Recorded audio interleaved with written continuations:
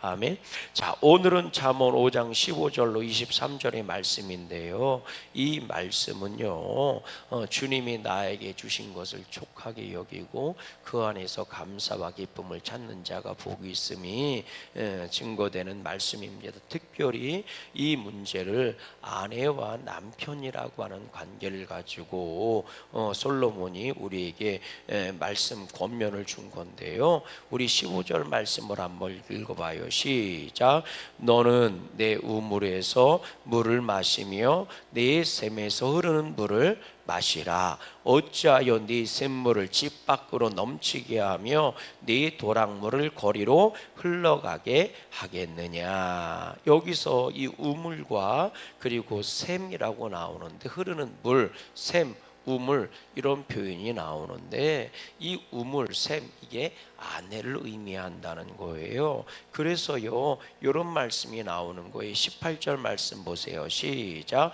네 샘으로 복되게 하라. 네가 젊어서 취한 아내를 즐거워하라. 이렇게 얘기해요. 참 재미있게도요, 너는 내 우물에서 물을 마시며 네 샘에서 흐르는 물을 마시라 이랬잖아요. 우물이나 샘이나 내내 같은 말인데, 우물이라고 하는 것은 뭐라고 얘기해야 돼요?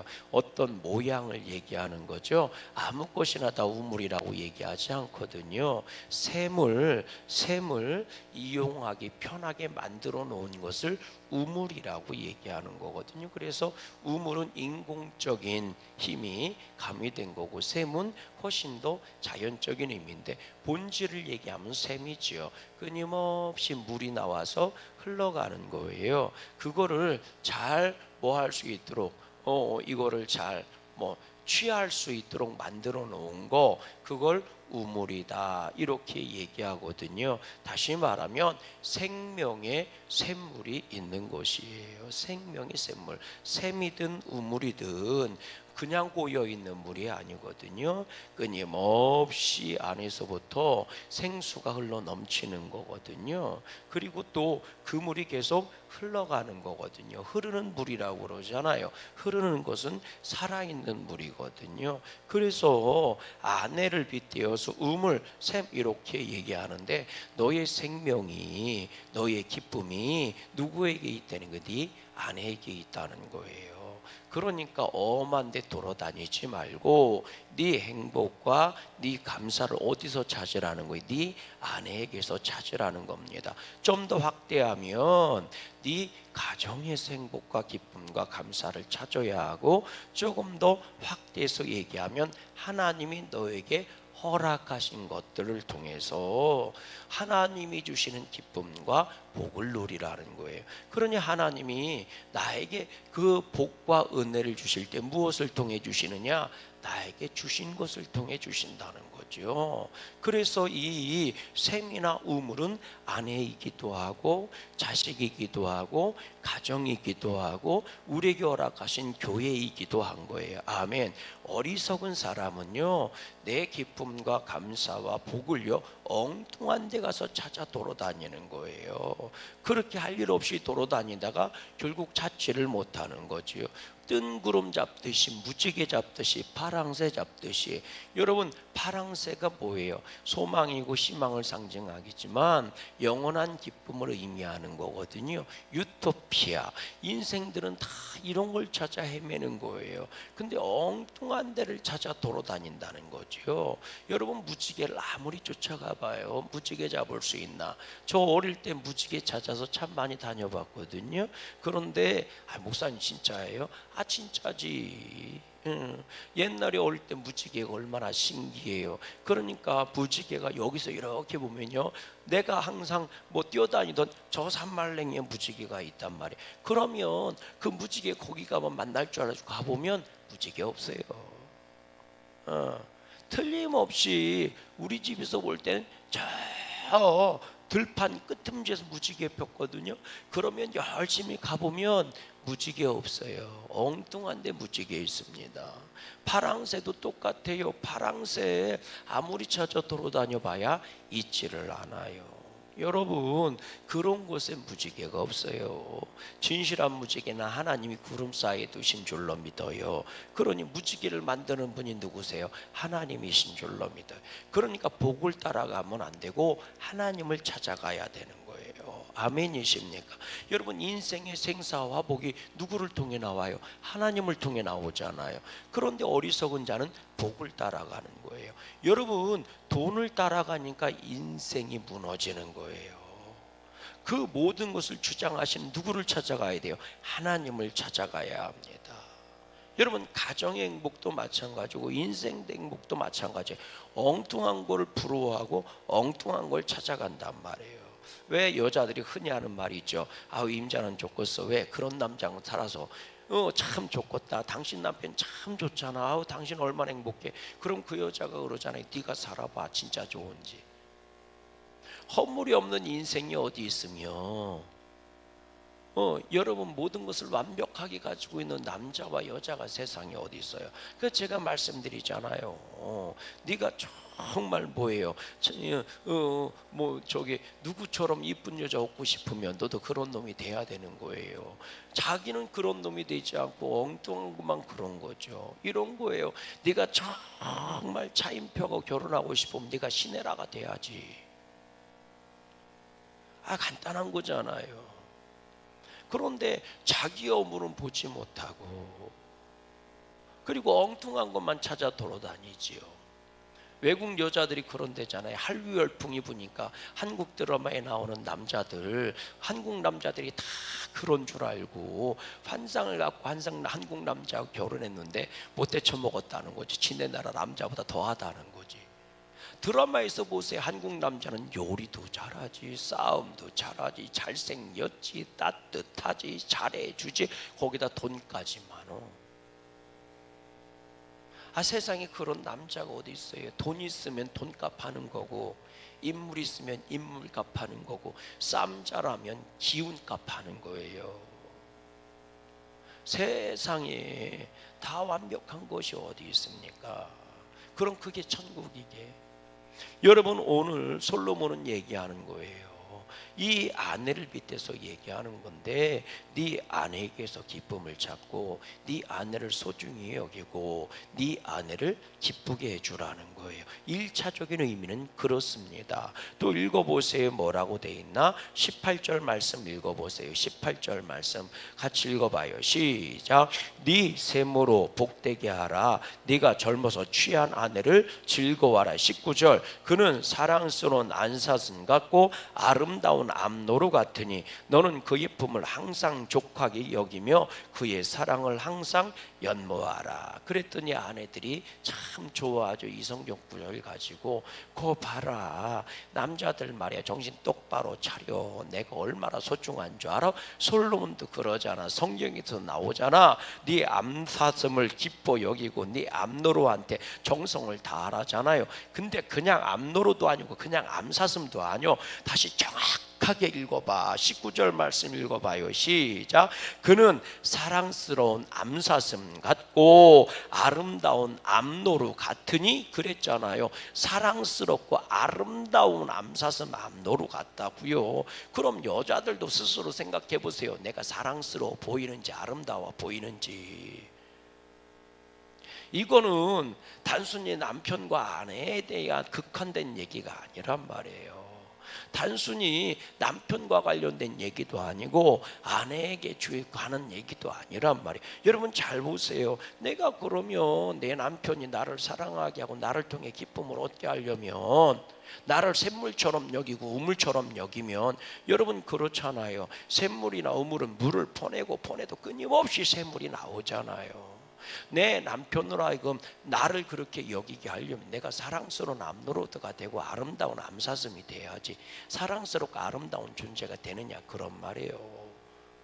그렇지 않으면서 끊임없이 나를 샘물로 우대해주고 우물로 우대해달라고 하면 그것 또한 문제가 있는 것 아니겠습니까? 그러니까 솔로몬은 얘기하는 거예요. 여기서 지금 얘기하고 싶은 것은 하나님이 너에게 허락한 것이 아내든 남편이든 그 안에 하나님이 주시는 기쁨이 있다는 거예요. 근데 오늘 우리는 신약에 넘어오면 바울은 그걸 그렇게 얘기했어요. 자족하는 비결을 배웠다. 여러분, 감사와 기쁨은 그 자족함이 없이는 이루어질 수가 없어요. 오늘 우리들은 얼마나 주님이 나에게 허락하신 것을 통해 자족하는 은혜를 가지고 있을까? 제가 가만 보면요, 자족이라고 하는 것은요 정말 성결한 삶에 있어서 절대적인 필요한 필수 요소입니다. 이 자족함을 잃어버려서 내 삶에 불평이 오고 근심이 오고 원망이 와요. 정말 성결한 삶을 살고 싶고 거룩한 삶을 살고 싶습니까? 그럼 자족한 비결을 배워야 돼. 자족하지 않고는 성결한 길을 걸어갈 수가 없어요. 자족이라는 게 뭐예요? 부족하고 연약해도요 하나님이 나에게 허락하신 것이 복이라는 사실을 믿고 그 안에서 복된 것을 찾아내는 사람들입니다. 제가 그런 말씀 드렸잖아요. 저는 어릴 때 금이 금덩어리로 얻어지는 줄 알았다고요. 금이 금덩어리로 캐는 줄 알았어요. 근데 알고 보니까 아니더라고요. 돌멩이 안에서, 모래 안에서 그 금을 추출해내는 거더라고요. 그 금을 뭐 하는 거예요? 추출한다니까요. 구별해서 빼내는 거더라니까요. 여러분, 내 인생도요 금을 찾을 수 있어요. 내 하나님이 나에게 허락하신 것들 속에서 금을 찾아내는 자라들이 복 있는 자래요. 아우, 똑같죠. 뭐 하루하루 똑같죠. 뭐 밥 먹고 일하고 사는 거 똑같죠. 똑같은 것 같아도요 하나님은 그 안에 새로운 은혜를 항상 집어넣어 주십니다. 똑같은 하루하루를 주님이 주신 적이 없어요. 언제나 하나님은 우리에게 새 날을 주십니다. 언제나 하나님은 우리에게 새 해를 주시고요 새 달을 주시고 새로운 한 주간을 주시고 새 날을 주시고 새 시간을 주시는 거예요. 어떻게 매일 똑같다고 얘기하십니까? 전혀 그렇지 않아요. 그대도 변해 있고요 환경도 상황도 변해 있습니다. 여러분, 어떻게 똑같아요? 어제하고 오늘하고 어떻게 똑같아요? 시계 초점은 똑같이 돌아가는지 몰라도 날짜가 이미 달라요. 해가 뜨는 위치가 다르고 해가 뜨는 시간이 다르고 해가 지는 장소가 다르고요 해가 지는 시간이 달라요. 그리고 나도 달라요. 어제의 내가 아니란 말이에요. 나도 변해 있단 말이에요. 그러니까 뭐라고 얘기해요? 이렇게 얘기하잖아요. 아우, 작년하고는 완전 달라. 매일같이 새로운 날인 겁니다. 내 눈으로 볼 땐 똑같아 보이는 것 같아도요 하나님은 매일 나에게 새 날을 주시는 거예요. 새 것을 담아 주신다고요. 그걸 찾아내는 자가 복이 있는 자입니다. 그걸 어떻게 찾아요? 우리는 믿음으로 찾는 겁니다. 우리는 은혜로 찾아내는 거예요. 그렇게 주님의 것을 찾아내는 자가 복이 있는 자예요. 근데 우리가 엉뚱한 곳에 정신이 가 있는 거예요. 20절 말씀 읽어봐요. 뭐라고 돼 있나? 20절 말씀 시작. 내 아들아, 어찌하여 음녀를 연모하겠으며 어찌하여 이방계 집에 가슴을 안겠느냐. 엉뚱한 곳에 정신이 팔려서 하나님이 나에게 주신 것을 가치 없이 여기고 하나님이 나에게 주신 것은 이게 말이죠 부족한 것 투성이고 아주 잘못된 것 준 것처럼 말이죠 쓸모없는 쓰레기 준 것처럼 터부시하고요 엉뚱한 곳에 피리 꽂혀서 엉뚱한 곳만 찾아 돌아다니는 거예요. 근데 오늘 뭐라고 얘기해요? 어찌하여 음녀를 연모하겠으며 어찌하여 이방계 집에 가슴을 안겠느냐. 이게 무슨 얘기예요? 어찌하여 엉뚱한 곳에 네 마음을 뺏기고 어찌하여 엉뚱한 곳에 네 마음을 파묻고 있느냐는 거지요. 엉뚱한 곳에 네 몸을 돌아다니게 하고 있느냐는 거예요. 오늘 우리가 엉뚱한 곳을 찾아 헤매고 엉뚱한 곳을 뒤지다가 얼마나 많은 시간을 허비했는 줄 아십니까? 그러니까 매년마다 연말이 되면 그러는 거예요. 덧없다고 허무하다고 이루는 것도 없다고. 왜? 찾은 게 없으니까. 오늘 우리가 엉뚱한 곳에 돌아다니지 말고 하나님이 나에게 주신 것을 지켜내고 그 안에서 복된 것을 찾아내기를 바라요. 우리 다시 한번 읽어볼게요. 16절 말씀입니다. 16절 시작. 어찌하여 네 샘물을 집 밖으로 넘치게 하며 네 도랑물을 거리로 흘러가게 하겠느냐. 이게 1차적인 의미는 아내와 남편의 문제, 남편과 아내의 얘기니까 1차적으로는 그런 거예요. 네 아내를 기뻐 여기지 않고, 네 아내를 감사하게 여기지 않고, 네 아내를 소중히 여기지 않아서 네 아내가 집 바깥으로 나가 돌아다닌다는 거예요. 바람 난 거지. 그리고 네 아내도 너한테 기쁨과 감사를 찾아야 되는데 네가 소중히 여기지 않고 기뻐 여기지 않으니 네 안에도 엉뚱한 곳에서 기쁨을 찾으려고 돌아다닌다는 거예요. 그러니까 하나님이 주시는 기회, 하나님이 주신 것들을 뭐 하는 거예요? 소중한 것들이 바깥에 나가 돌아다니는 거예요. 잃어버리는 거죠. 놓쳐버리는 거죠. 여러분, 내가 소중하게 여기지 않으면 그 소중한 곳이 쓰레기가 돼요. 바깥으로 나가 돌아다니는 거예요. 그렇게 하나님이 나에게 주시는 기쁨과 감사를 놓치고 잃어버릴 때가 얼마나 많이 있습니까? 왜? 내가 음료에 정신이 팔리고 내가 이방여자에 정신이 팔린 거예요. 하나님이 나에게 주신 것에 정신을 집중하고 마음을 집중하는 게 아니라 엉뚱한 것에 정신이 팔려 돌아다니는 거예요. 그러면 하나님이 나에게 주신 축복도 쓰레기가 돼서 바깥으로 나가 돌아다니고 덧없는 것이 되어버리고 마는 거죠. 내가 소중하게 여기지 않으면 세상도 소중하게 여기지 않습니다. 내가 교회를 갖지 않게 여기지 않는데 교회를 안 다니는 세상 사람들이 교회를 소중히 여길 수 있겠습니까? 내 남편이 아무리 못났어도 내가 내 남편을 갖지 않게 여기는데 내 옆집 아줌마가 내 남편을 소중히 여기겠습니까? 내가 바람나서 이방 여자를 쫓아 돌아다니는데 내 아내인들 값비싼 대우를 받을 수 있겠습니까? 그저 싸구려처럼 바깥에 나가 돌아다니는 거죠. 오늘 우리 주님이 싸구려가 되지 않게 해주시기를 주의 이름으로 소망합니다. 설령 내가 싸구려가 돼도 내가 소중히 여기는 것들은 싸구려가 돼서는 안 되잖아요. 내가 종이 되고 노예가 되어 소중한 것을 지켜내려고 키를 쓸 때에 아멘, 그 소중한 것이 결국 나한테 빛나는 면류관이 되는 거고 나를 영화롭게 하는 것입니다. 여러분, 내가 소중하게 여기지 않는데 세상인들 그것을 소중하게 여기겠습니까? 오늘 말씀 같이 한번 읽어볼게요. 21절입니다. 21절 시작. 대저 사마리아의 길은 여호와의 눈앞에 있나니 그가 그 사람의 모든 길을 평탄하게 하시느니라. 누가? 하나님이 그렇게 하신다고요. 그래서 하나님이 나에게 허락하신 것을 소중히 여기고 감사히 여길 때 하나님은 그것이 정말 나에게 감사가 되고 기쁨이 되게 해주시는 거죠. 그런데 23절 말씀도 읽어보세요. 시작. 그는 훈계를 받지 아니함으로 말미암아 죽겠고 심히 미련함으로 말미암아 뭐하게 되느니라. 혼미하게 되는. 혼미가 뭐예요? 정신 못 차리는 거죠. 뭐가 소중한 건지, 뭐가 값없는 건지, 네 마음이 어디 가야 되는지 그것도 모르고 뭐 한 거예요?